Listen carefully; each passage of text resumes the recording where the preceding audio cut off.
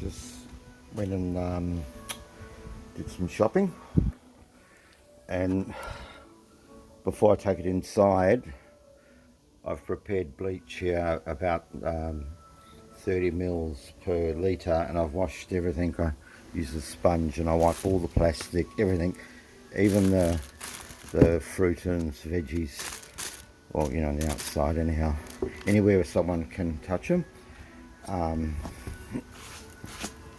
Just get the bag, a bit of a thing with a sponge. With these, when you do it, you're supposed to make it quite wet. So, you know, like you leave it wet. That's why I left it outside here so it dries.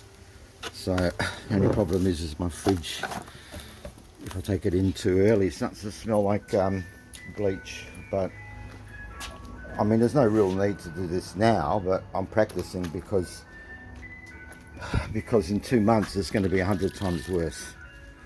So I'm practicing. Oh, and don't leave the sponge in the bucket of bleach because it just breaks down. So take it out. And I've got buckets like that all over the place.